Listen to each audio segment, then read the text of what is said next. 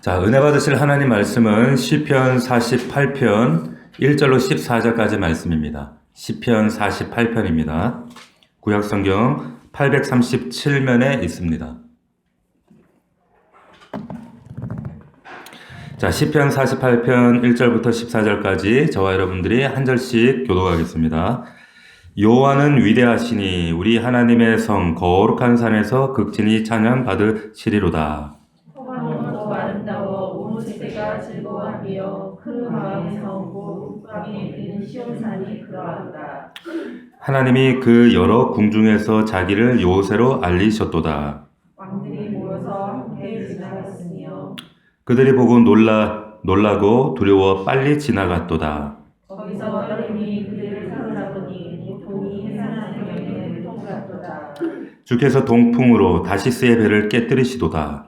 우리가 그대로 만강의 여호와에서 우리 하나님의 성에서 보았나니 하나님이 이를 영원히 경고하게 하시리로다.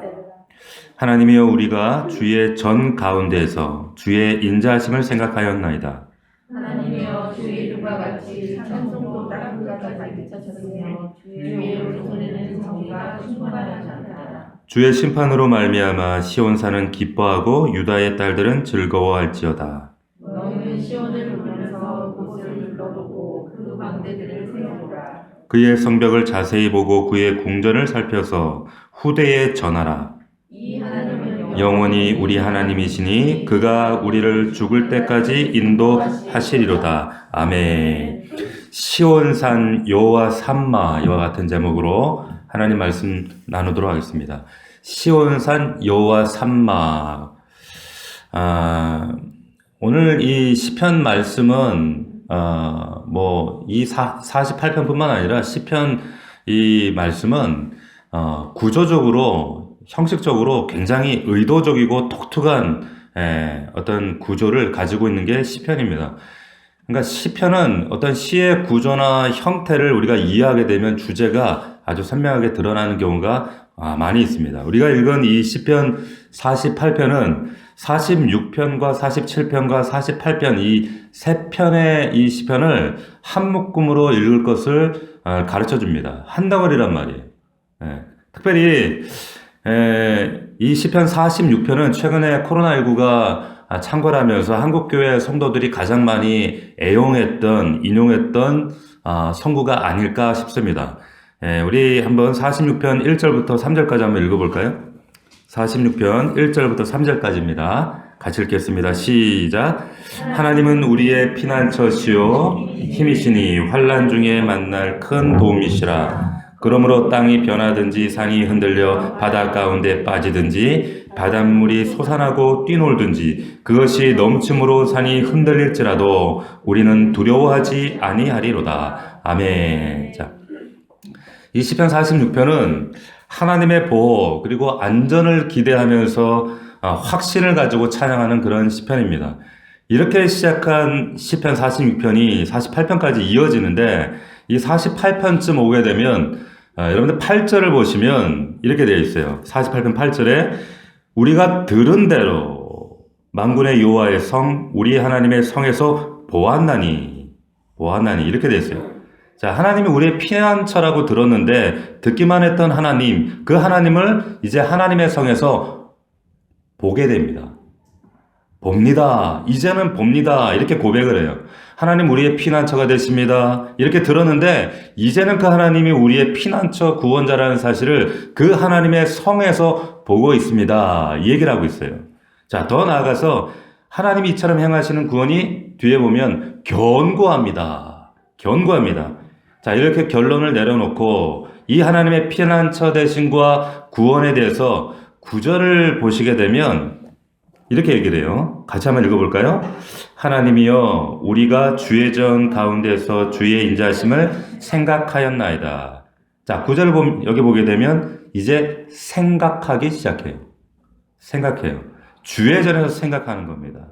하나님의 성전에서 생각해요. 자, 그리고 나서 결론이 뭐냐면 14절이 되는 거예요. 14절, 이 하나님은 영원히 우리의 하나님이시니 그가 우리를 죽을 때까지 인도하시리로다. 자, 이렇게 고백을 합니다. 자, 요약을 하면 피난처 되신 하나님, 이제 듣기만 하는 것이 아니라 하나님의 성전에서 생생하게 바라봅니다. 바라보고 이분이 영원하신 우리의 구원자시구나. 이것이 생생한 간증이구나, 사실이구나 라는 사실을 깊이 생각하게 되었다는 거예요. 자, 이렇게 선포하면서 이 시편이 끝마치고 있습니다. 감사한 것은 최근에 우리 이 코로나로 인해서 얼마나 많은 어려움들을 겪었습니까?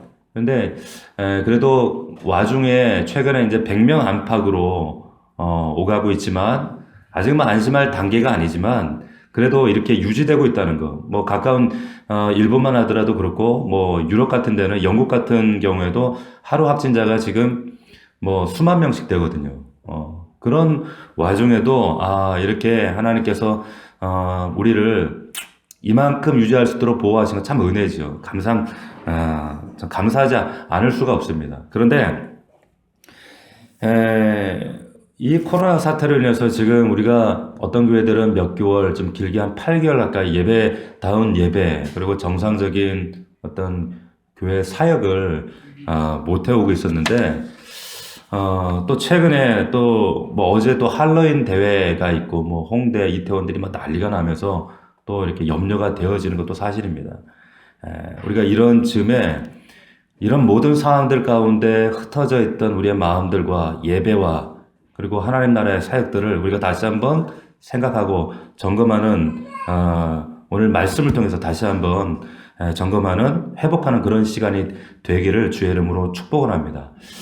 코로나가 한창일 때 3, 4월 달 우리 4월쯤에 목회자들에게 목사님들에게 전달되어져 온 어떤 정보가 있었어요. 그게 뭐냐면 이제 한국 기독교 목회자 협의회와 기독교 언론 포럼에서 지앤컴 리서치에 의뢰해서 코로나19로 인해서 한국 교회 이후에 영향이 어떻게 판도가 달라질 것인가라는 영향도 조사를 했습니다.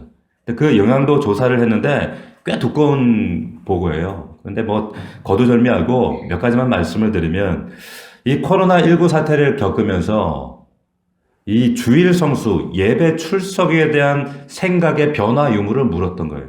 자, 이 지금 리서치를 한 대상이 누구냐면 믿지 않는 자들이 아니라 믿는 성도들입니다. 예배를 다니고 있지만 코로나로 4월 달에 예배를 중단하고 있던 성도들에게 질문을 했어요. 주일 성수 예배 출석에 대한 생각이 어떤가? 그 물음에 22.9%가 주일에 꼭 교회에 가서 예배를 드리지 않아도 된다. 자, 22.9%가 교회에 가서 예배 드리지 않아도 된다라고 응답을 했습니다. 또 42%는 오히려 주일에 교회 가서 예배 드려야 한다는 생각이 간절해졌다. 그 퍼센테이지가 42%였어요. 결론적으로 말씀드리면 코로나 상황이 끝나고 나서 다시 교회 예배에 참석하실 겁니까? 이렇게 물었어요. 이렇게 질문을 했더니 12.5%가 기독교 방송이나 유튜브를 통해서 그냥 예배 드리겠습니다. 12.5%가 그렇게 대답을 했고 그 가운데 1.6%가 그냥 다시는 교회 안 나갈랍니다. 이렇게 대답을 했어요. 자, 그러니까 교회 출석을 하지 않겠다는 퍼센테이지가 대체적으로 합치면 약 15% 정도가 이 통계치가 4월달 보고서입니다. 교회를 이제 등질 것 같다. 나가지 않겠다. 이렇게 하고 보고서 결론이 끝났습니다. 제가 왜 이 말씀을 드리냐면 우리가 지난 8개월 동안 우리 교회가 한국 교회가 정말 일종의 단기 바벨론 포로기 같은 그러한 시간을 거쳤습니다. 교회 오고 싶어도 교회 올 수 없고 예배 드리고 싶어도 예배 드릴 수 없는 일종의 짧은 바벨론 포로 기간이었는데 근데 성경을 보면 그 바벨론 포로기가 끝나고 이스라엘 백성들이 다시 시온으로 예루살렘으로 돌아가잖아요. 왜 돌아갔을까? 물론 돌아가지 않은 사람들도 있었습니다만은 우리가 다시 신앙 공동체 자리에 모여서 시온의 자리에 모여서 우리가 하나님 앞에 예배 드려야 하는 이유가 뭔가? 오늘 시편 48편은 거기에 대한 이유를 왜 다시 시온으로 돌아가야 하는가? 왜 다시 예루살렘으로, 굳이 예루살렘으로 돌아가야 할 이유가 무엇인가라고 하는 것을 말씀과 신학적으로 우리에게 명시해주고 있는 그런 말씀입니다. 그래서 우리 신앙 공동체의 가치, 왜 이 신앙의 공동체가 중요한가라는 것을 말씀해주고 있는 것이 시편 48편입니다. 이 말씀을 통해서 우리가 다시 한번 말씀을 통해서 우리가 세상 사람들에게, 우리 성도들에게 대답할 이유를 항상 준비하라고 말씀하셨거든요. 그래서 이 말씀으로 다시 한번 우리의 믿음과 또 우리의 마음을 점검할 수 있는 시간이 되길 원합니다. 첫 번째 뭐냐면, 대체 여러분 우리가 왜 시온으로 돌아가야 하는가? 왜 다시 모여야 하는가? 바벨론 포로가 끝나고 왜 예루살렘으로 꼭 가야만 하는가? 라고 하는 거예요. 그 첫 번째 이유가 1절에 이렇게 기록되어 있어요. 우리 48편 1절을 보시면, 여호와는 위대하시다. 우리 하나님의 성, 거룩한 산에서 극진히 찬양받으실 것이다. 여러분, 예루살렘은 지형적으로 매우 아름다운 그런 땅입니다. 평지 가운데 텔이라고 해서 툭 올라온 이 지형이 정말 아주 독특한 지형이고 난공불락의 요새고 정말 땅으로 치면 굉장히 아름답고 유익한 그런 땅입니다. 그런가 하면 이 예루살렘은 아시는 것처럼 그 유명한 다윗 왕궁의 기초가 되었던 역사적으로 굉장히 의미가 있는 그런 땅이죠. 더 나아가서 종교적 건축물, 그 성전이 자리 잡고 있는 아주 중요한 자리이기도 합니다. 자, 2절이 그 얘기를 하고 있는 거예요. 2절을 보세요. 터가 높다, 아름답다, 큰 왕의 성이었다, 북방에 있는 시온성이다. 자, 그러나 이 시온성의 영광이 그저 지형적인 아름다움에 있고 역사적인 어떤 그런 유적지이기 때문에 그런 것이 아니라, 그 유일한 한 가지 이유는 뭐냐? 바로 그곳에 하나님이 임재하시기 때문입니다. 거룩한 산, 극진히 찬양받으시는 위대하신 여호와 하나님이 계시는 곳이다. 여러분, 교회 공동체가, 신앙 공동체가 왜 가치가 있는가? 바로 하나님이 임재하시는 데 있다라고 하는 거예요. 자, 그 예루살렘이라는 이름의 뜻이 여러분 아시는 것처럼 평화의 터입니다. 평화의 터, 평화의 전당이에요. 그러니까 지금 우리 그 공공 건물에도 보면 평화의 전당이라고 하는 그런 건물들이 있잖아요. 그 뜻이 예루살렘이다 이런 말이에요. 자, 그런데 에스겔서 48장을 보면 에스겔의 환상 가운데 그 환상으로 저 천상에 마지막에 완성되어지는 새 예루살렘 성전을 봐요. 그 천상 그 예루살렘 성전을 보는데, 그 예루살렘이 12지파로 완벽하게 짜여진 그런 완전한 새 예루살렘이 이루어진 지금의 성전이 아니라 훗날 다시 오시는 예수 그리스도를 통해서 우리 가운데 이루어질 새 성전을 봐요. 이렇게 결론을 내리고 있어요. 제가 읽어드립니다. 그날 후로는 그 성읍의 이름을 예루살렘이 아니라 여호와 삼마라 하리라. 자, 여호와 삼마라 하리라. 자, 예루살렘이 본래 가지고 있는 정체성이 뭐냐? 그 이름이 뭐냐면 삼마라고 하는 거예요. 삼마가 뭐예요? 하나님이 거기 계신다. 한번 따라해 봅시다. 하나님이 거기 계신다. 이게 여호와 삼마라는 뜻이에요.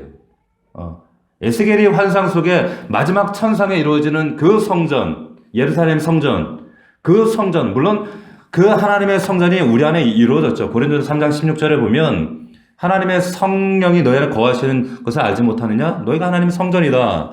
그러나 이 성전은 과도기예요. 완전한 우리 이 땅에 예수 재림과 동시에 이루어질 새 성전, 여호와 삼마. 그 성전을 이 에스겔이 본 거예요. 자, 왜 예루살렘이 여러분 가치가 있는가? 왜 시온성으로 모여야 하는가? 왜 시온성은 가치가 있는가? 우리식으로 우리말로 적용하면 왜 성도들의 모인 이 예배 공동체의 이 예배가, 왜 이 공간과 시간을 구별해서 예배하는 이 예배가 가치가 있는가? 그곳에 하나님이 임재하시기 때문입니다. 아멘입니까? 하나님은 공동체, 너희 안에 하나님의 이루어진, 너희라고 하는 복수, 이 공동체 안에 임하신다고 말씀하셨어요. 우리 하나님의 성 거룩한 산에서 극진히 찬양받으신다. 이곳에 오셔서 자기 백성을 찬양을 받으시고 그 구속의 영광을 받으시고 그래서 그 시간과 공간을 구별하시는 거예요. 주일이라고 하는 시간을 구별하시고 또 주일이라는 시간과 함께 공간이라고 하는 것을 하나님은 구별하셔요. 이곳이 시온의 통로가 되길 원하시는 거죠. 자, 물론 우리가 말씀을 볼 때 우리가 이해하기로 하나님 어디나 계시죠. 하나님은 편지하시죠. 직장에도 계시고 가정에도 계시고 어디에나 안 계신 곳이 없습니다. 당연한 얘기입니다. 시편 24편 1절에도 보면 땅에 거기에 충만한 것과 세계 그 가운데 사는 자들은 다 여호와의 것이다. 하나님 안 계신 곳이 없습니다. 다 계시죠. 심지어는 하나님이 그 구약시대 성막 안에 그 법궤, 그 언약궤는 하나님 계셨지만 그 언약궤의 그 법궤조차도 원래는 지성소 안에 하나님이 비밀하게 감춰두신 것이 아니라 원래 요호서 3장을 보면 이것은 열방을 위해서 두신 것이다. 이렇게 말씀하셨어요. 자, 읽어드립니다. 보라, 온 땅을 위한 주의 언약궤가 너희 앞에서 요단을 건너간다. 지성소 안에 감춰두었던 이 언약궤 법궤가 아니라 이 언약궤 자체도 하나님께서 이스라엘 백성 12지파에게 주시려고 했던 것이 아니라 모든 열방을 위한 거라는 거예요. 모든 열방을 위해서 있는 것이 언약궤다. 자, 근데 우리가 주의해야 될 것이 뭐냐면 하나님은 어디에나 계신다, 편지에 계신다. 하나님은 장소 구별 없이 어디에나 계실 수 있는 그런 정말 분이다. 하나님께는 특별히 구별된 것이 없다. 맞지만 그럼에도 불구하고 우리가 특별히 구별된 시간과 구별된 장소, 이 공간이 없다면 기독교는 범신론으로 추락할 위험이 있습니다. 자, 하나님은 어디나 계신 건 맞아요. 하나님은 어디나 계시기 때문에 편지하시기 때문에 굳이 구별된 시간과 장소가 필요 없는 게 맞아요. 그러나 그렇게 말하는 순간 기독교와 범신론의 그 경계선이 허물어져 버려요. 자, 오히려 여러분 시편 50편에 이렇게 말합니다. 온전히 아름다운 시온에서 하나님이 빛을 비추기 시작한다. 이렇게 말씀하세요. 그 예루살렘 시온에서 하나님이 빛을 비추기 시작한다. 한 나라의 왕이 통치를 합니다. 통치를 하면 그 통치권이 적용이 안 되는 곳이 없어요. 그 통치 영역이 다 미쳐요. 그러나 그 왕의 명령은 어디에서? 궁전에서 시작된다는 거예요. 시온에서. 이 사실을 여러분 잘 기억하셔야 된다는 거예요. 이게 중요해요. 지금 48편이 이걸 노래하고 있는 거예요. 우리가 다시 시온으로 가자. 예루살렘으로 돌아가자. 왜냐하면 거기가 하나님의 성이고 하나님이 임재하고 계시고 그곳이야말로 극진히 찬양 받으셔야 될 곳이고 그곳에 하나님의 백성들이 모인다는 거예요. 자, 우리가 왜 교회로 모여야 하는가? 여러분, 교회야말로 하나님을 찬양하고 하나님께 그 찬양을 받으시기 위해 임재하시는 곳이고 그 임재하는 자를 통해서 하나님의 놀라운 구원 역사들을 우리가 체험하게 돼요. 자, 여러분, 시온에 무엇이 있는가? 바로 하나님의 구원이 있습니다. 지금 시편 기자가 그 얘기를 하는 거예요. 교회는 모여서 이 하나님의 놀라운 구원을 생생하게 경험하고 목도하는 것이 바로 교회라고 하는 거예요. 하나님이 우리의 피난처다라는 사실을 교회는 날마다 간증을 통해 모여서 생생하게 나누는 자리입니다. 하나님의 능력이 다했다.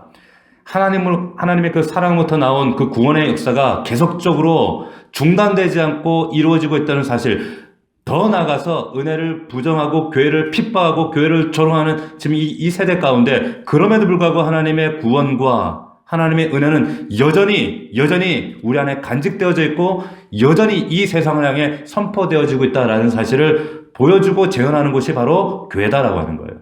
아멘입니까? 이게 교회예요. 그래서 하나님 모이라고 하시는 겁니다. 자, 우리는 이 교회를 통해서 구원을 봐요.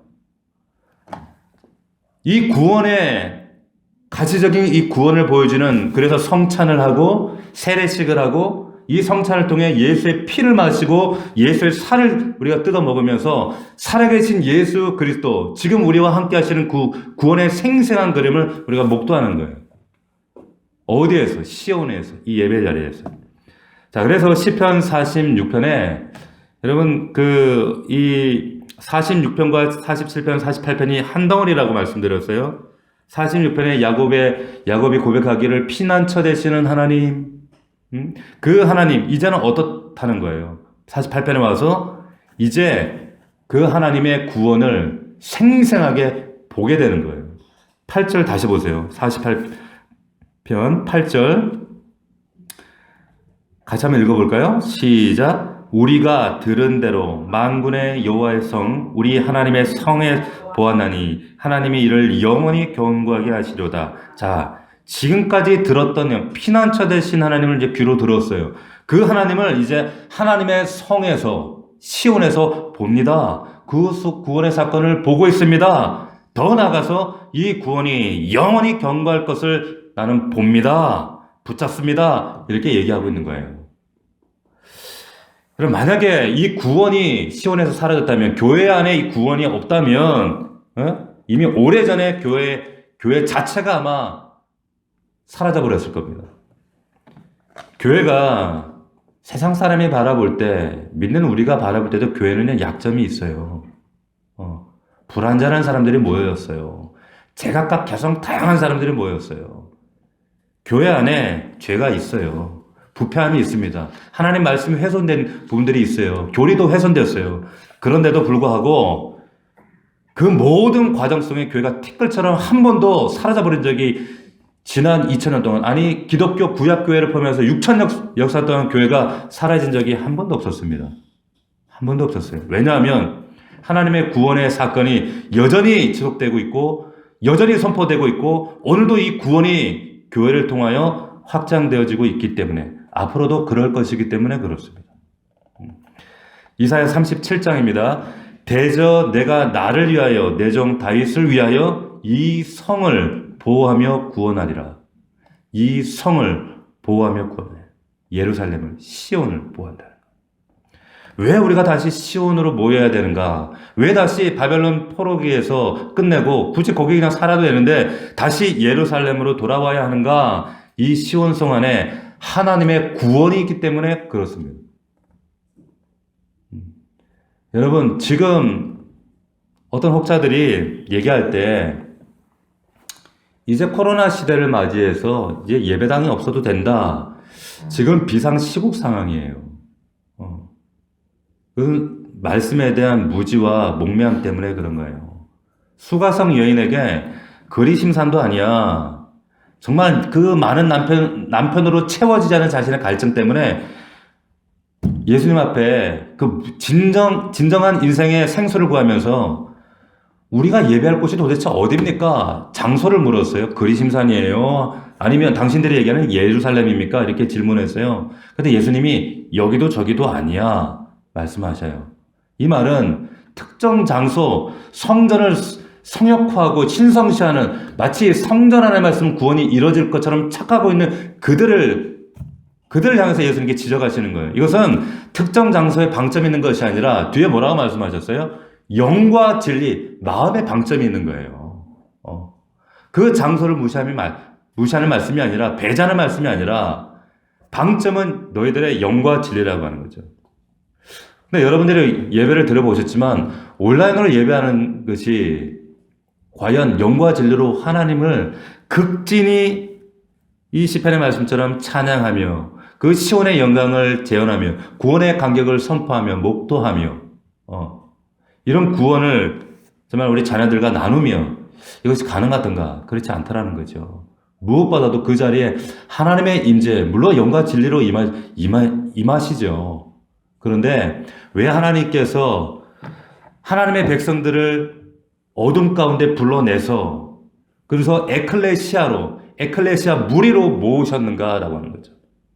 그 너희 가운데 하나님의 나라가 임하기 때문에, 그곳 하나님이 임재하시기 때문에 그렇다라고 하는 겁니다. 자, 이제 9절 말씀을 보시게 되면 여호와가 우리의 피난처라는 사실을 발견하고 하나님의 임재를 위해서 이제 극진히 찬양하기 위해서 모여서 이 구원을 경험한 하나님의 백성들이 이제 깊이 이제 생각하는 시간을 갖습니다. 여러분 9절을 보세요. 같이 한번 읽어볼까요? 시작. 하나님이여 우리가 주의 전 가운데서 주의 인자심을 생각하였나이다. 생각하는 거예요. 그냥 경험하고 끝나는 것이 아니라 이제 깊이 생각해 보는 거예요.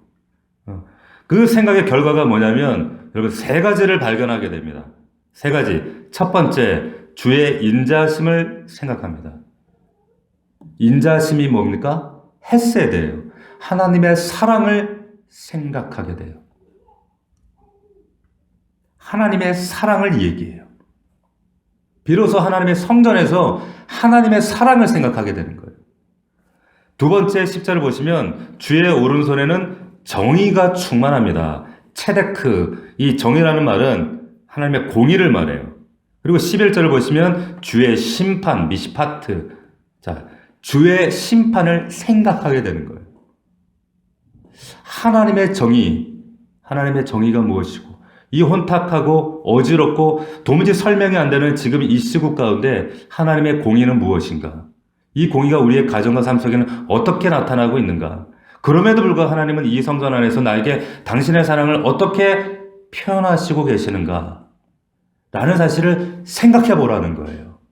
생각해내는 거예요. 자, 여러분, 내가 받은 구원보다 중요한 것은 이 성전 안에서 임재를 체험하고 그리고 하나님의 구원 사건을 생생하게 보는 것도 중요하지만 더 중요한 것은 그 하나님의 사랑과 정의를 생각해내는 거예요. 깨닫는 거예요. 시편 기자가 그 얘기를 한 거예요. 우리도, 저와 여러분도 이제 이 생각을 할 때가 되신 거예요. 여러분, 사람은 동물과 달리 생각하는 존재예요. 사유하는 동물입니다. 오늘날 이 시대에 가장 큰 영적인 도전이 뭐냐면 악한 사단이 우리를 도전하고 우리를 좌절시키는 게 뭐냐면 생각을 하지 못하게 만들어요. 어떤 목사님께서 기도하시는 중보하시는 목사님이 외국 목사님이세요. 예수전도단에. 근데 그분이 한국에 오셔가지고 공항에 김포공항에 딱 내리시자마자 하셨던 말씀이 뭐냐면 이 서울 땅에는 대한민국 땅에는 이런 영이 있다는 거예요. 그 영의 이름을 그분 영어식 표현으로 그런 영이 성경에는 없어요. 뭐라고 하냐면 드라이빙 스피릿이라고 하는 거예요. 드라이빙 스피릿. 뭐냐면 사람들을 정신없이 막 몰아가는 거예요. 몰아가. 생각을 못하게 하는 거예요. 생각을. 영혼을 생각하고 하나님 나라를 생각하고 내 영혼을 묵상하고 말씀을 묵상하고 정말 진리를 묵상하고 가치를 묵상해야 되는데 그냥 맹목적인 분주함, 달려감, 그런 생각을 못하도록 그렇게 만든다는. 근데 그걸 누가 하냐면 악한 영이 그렇게 한다는 거예요. 그 예수전단의 그 목사님이 하시는 말씀, 그 영의 이름이 드라이빙 스피릿이다. 그런 얘기를 하시는데 제가 정말 일리가 있다. 왜? 여러분 길 가는 사람들 얼굴 보세요. 생각하며 다닙니까? 정신 없어요. 오직 돈, 성공. 뭐 자식도 오직 돈 거기에 맞춰서 우리의 자녀들 줄을 세우고 달려가게 만들고. 근데 그러다가 40, 50, 60 되고 그러다가 70년, 80년 기껏해 우리 연수가 잘하면 70, 80이라고 했는데 이거 아닌데 그렇게 생각할 때는 이미 늦은 거예요. 늦었다는 거죠. 생각을 하셔야 되는 거예요. 말씀을 통해서 하나님을 바라보셔야 된다는 거예요. 자, 이제 생각을 하는 거죠. 여러분,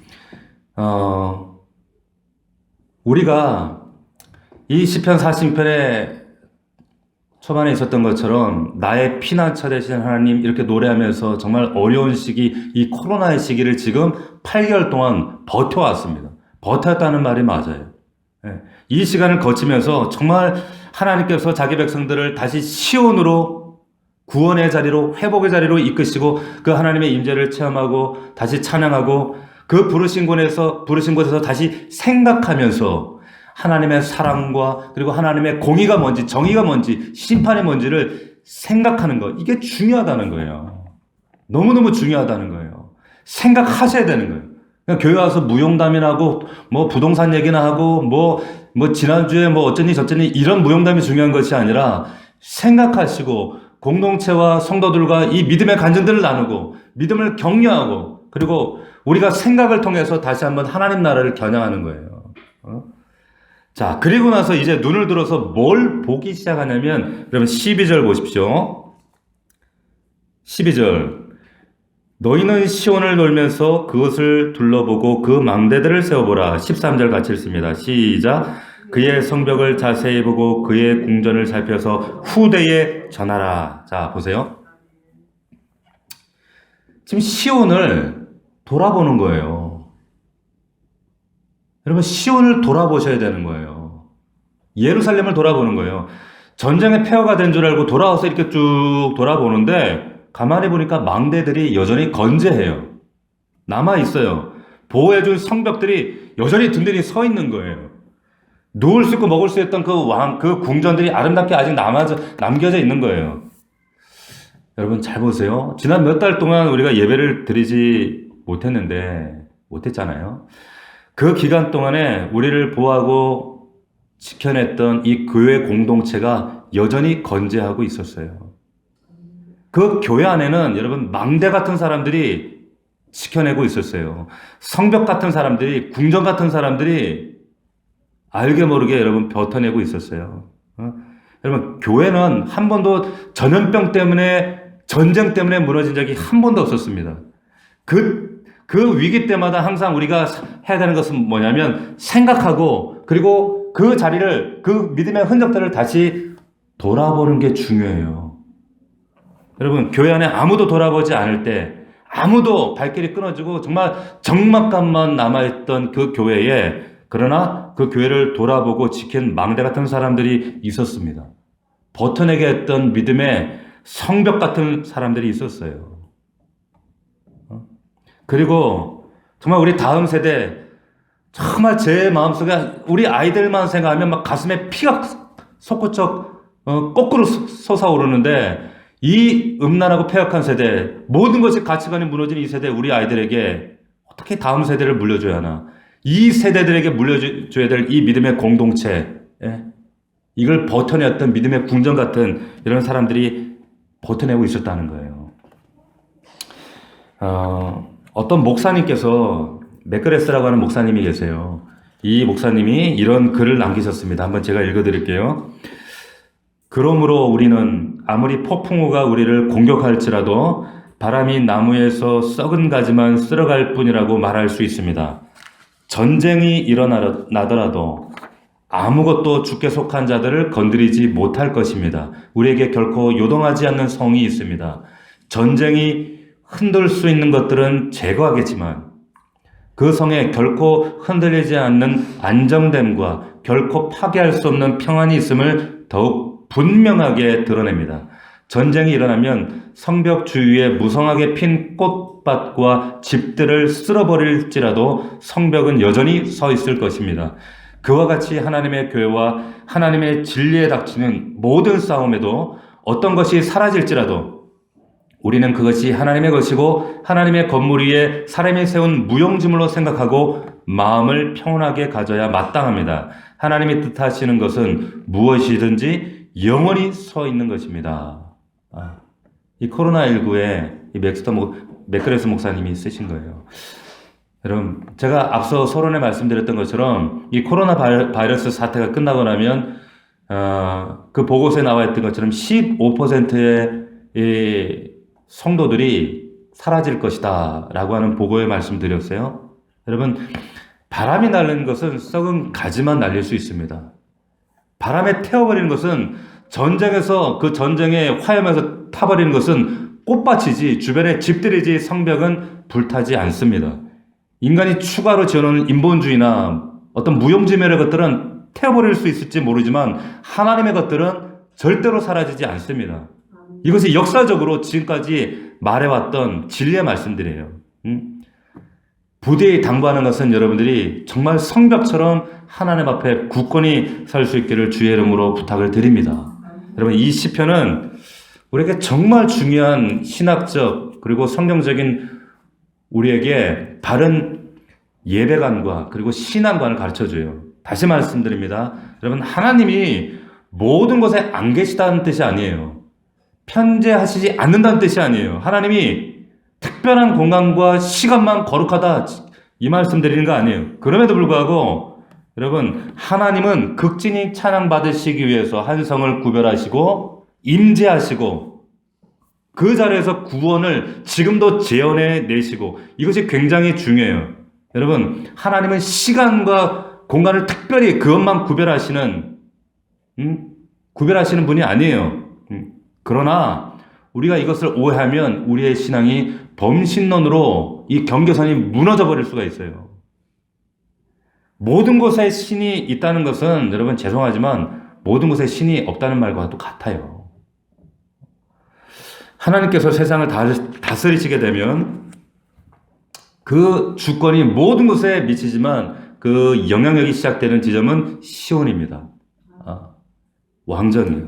왕의 자리예요. 다시 한번 말씀드립니다. 여러분, 지금 여러분들이 하셔야 될 것은 뭐냐면 지금 이 자리에서 이 말씀처럼 생각하시는 거예요. 하나님의 사랑과 그 공의와 심판으로 우리가 어떻게 이 과정을 버텨내었던가, 우리를 왜 이 자리에 부르시는가, 하나님께서 이 시대와 그리고 우리의 가정과 나를 통해서 이 조국교회를 통해서 하나님께서 뭘 요구하시는가.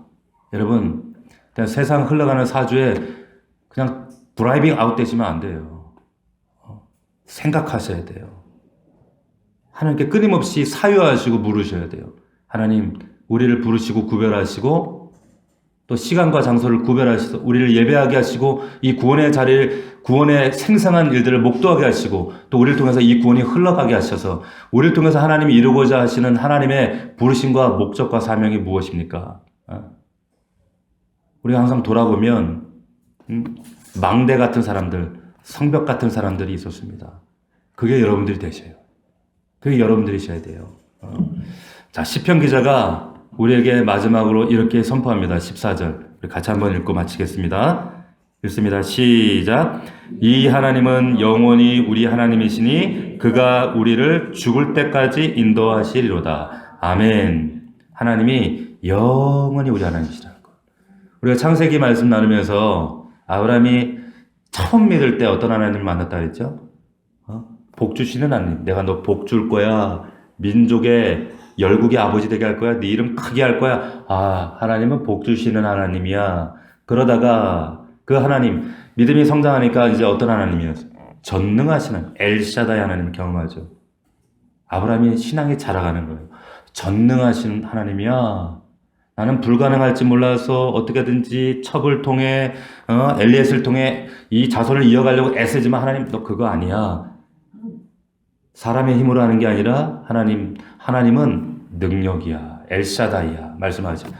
근데 21장 이제 마지막 시험을 앞두고 하나님이 자신을 어떻게 계시하시는가 하면 영원하신 하나님이야 말씀하죠. 오늘 24절에 말씀하죠.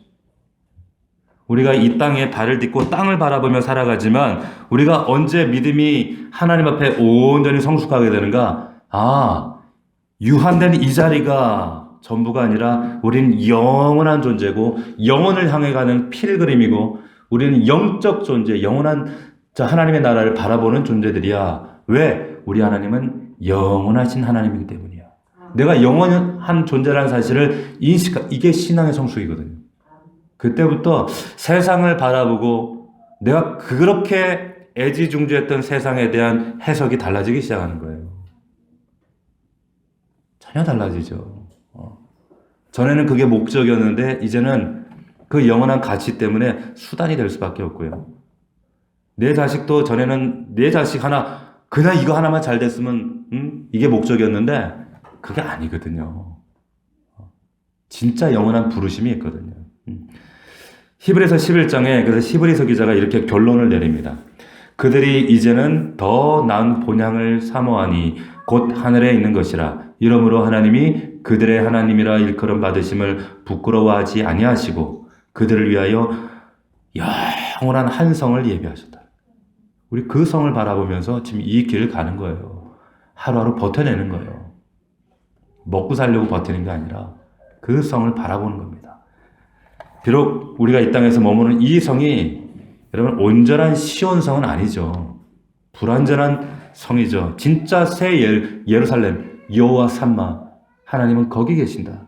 그 예루살렘을 바라보면서 하지만 이 자리에서 그 하나님의 나라를 바라보면서 구별된 시간과 구별된 자리에서 하나님을 예배하면서 서로 격려하며 사랑과 선행을 격려하며 위로하며 달려가는 거예요. 그렇기 때문에 이 자리가 중요하다는 겁니다.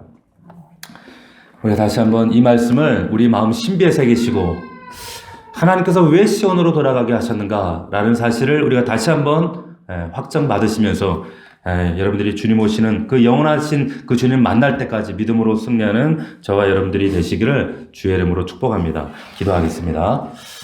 우리 함께 기도할 때 하나님, 여호와 삼마, 하나님은 예루살렘 그 시온에 계십니다. 바로 거기 계십니다. 하나님, 우리 안에 이 예배하는 성전이 회복되게 하여 주시옵시고 하나님을 온전히 예배할 만한 그런 믿음의 자격자들이 될 수 있도록 도와주시옵시고, 아버지 하나님, 우리가 왜 시온으로 돌아가야 하는가, 왜 예루살렘을 회복해야 하는가, 하나님, 그곳에 하나님의 임재가 있기 때문입니다. 하나님의 구원이 있기 때문입니다. 아버지 하나님, 이 사실을 다시 한번 깨닫게 하시고 우리 사랑하는 자녀들이, 우리의 가정이 이 예루살렘을 시온을 회복할 수 있도록 도와주시옵소서. 온라인으로 예배하는 모든 성도들도 함께 우리 말씀을 붙들고 기도했으면 좋겠습니다. 그리고 우리 이 코로나로 인하여서 이 시온을 잃어버리고 하나님 생각하지 못하고 하나님의 임재를 누리지 못하는 우리 성도들을 위해 중보하도록 하겠습니다. 우리 말씀 붙들고 1분간만 함께 중보하며 나아가도록 하겠습니다. 기도합시다. 살아계신 아버지 하나님, 은혜와 사랑을 감사함을 드립니다. 아버지 하나님, 극진히 찬양받으시기에 합당하신 우리의 피난처의 힘이시며 환난 중에 큰 도움 되시는 아버지 하나님, 하나님께서 우리를 시온으로 부르시고 예루살렘으로 모이게 하셔서 하나님 주일이라는 시간을 구별하시고 아버지 하나님 또한 장소를 구별하사 예루살렘을 통하여 하나님의 왕권과 영광과 능력이 하나님 흘러나가게 하시고 경험하게 하시고 구원을 생생하게 목도하게 하시며 하나님, 그 하나님의 놀라운 은혜를 만지게 하심을 감사함을 드립니다. 하나님, 이 예배를 생명처럼 여기게 하시고 하나님 붙들게 하여 주시옵시고 정말 말씀으로 승리하는 우리 귀한 성도들 될 수 있도록 도와주시옵소서. 온라인으로 하나님 예배하는 성도들에게도 다시 한번 이 예배를 하나님 기억하게 하시고 시온을 회복하며 예루살렘을 회복할 수 있는 믿음을 더하여 주시옵시고 하나님 앞에 온전히 영과 진리로 연합되어 하나님 정말 여호와 삼마 그 하나님을 만날 수 있도록 도와주시옵소서. 가정의 문제, 자녀의 문제, 건강의 문제, 내 영혼의 답답한 문제, 하나님 내 안에 끊임없이 하나님 다섯 남편을 두어서도 해결되지 않던 내 영혼의 아버지 하나님 메마름과 이 갈증, 오직 예수 그리스도 생수를 통하여 하나님 해결해 주신 그 여호와의 하나님 예수 그리스도의 생수를 경험하며 누리는 우리 성도들 되도록 아버지 축복하여 주옵소서. 하나님, 우리 사랑하는 아들 딸들이 정말 이 하나님을 하나님 붙잡고 그 임재를 체험하며 여호와 삼마 하나님을 아버지 자랑하며 하나님 어둡고 음란하고 폐악한 세대 가운데 그 하나님, 우리의 부모 세대들이 이 세상에 사라지고 하나님 우리가 없다 할지라도 그 하나님 붙잡고 예수 그리스도를 붙잡고 하나님 말씀을 딱 붙잡고 소망 가운데 믿음 가운데 하나님의 은혜와 공의와 사랑 가운데 하나님 말씀으로 승리하는 우리 귀한 아들 딸들이 될 수 있도록 축복하여 주옵소서. 하나님 은혜를 더하여 주시옵소서. 말씀으로 승리할 수 있도록 역사하여 주시옵소서. 오 아버지 하나님 감사함을 드립니다. 역사하여 주시옵소서. 하나님이여, 우리가 주의 성전 가운데서 주의 인자심을 생각하였나이다. 아버지 하나님, 우리를 생각할 수 있는 사유하는 존재로 하나님께서 우리를 창조하셨는데 우리가 분주하다는 이유로 돈 때문에, 내 욕심 때문에, 하나님 여전히 바쁜 발걸음 때문에 하나님 묵상하지 못하고 하나님을 생각하지 못했습니다. 이제는 생각하기를 원합니다. 하나님의 성전에서 사유하게 하시고 성찰하게 하시고 돌이키게 하셔서 하나님의 사랑과 공의를 하나님 생각하며 묵상하는 가운데 그 하나님의 은혜를 회복할 수 있는 우리 사랑하는 성도들이 될 수 있도록 인도하여 주옵소서.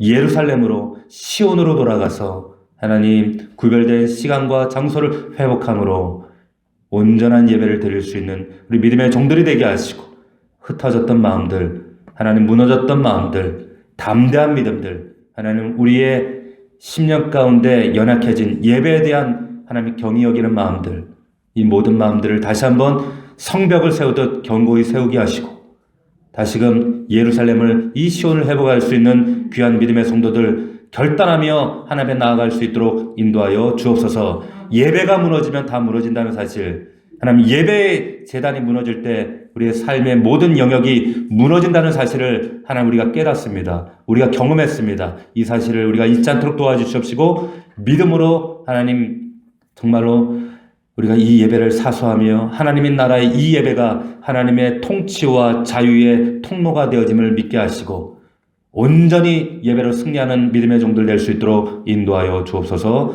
예수 그리스도의 이름으로 축복하며 기도하옵나이다. 아멘.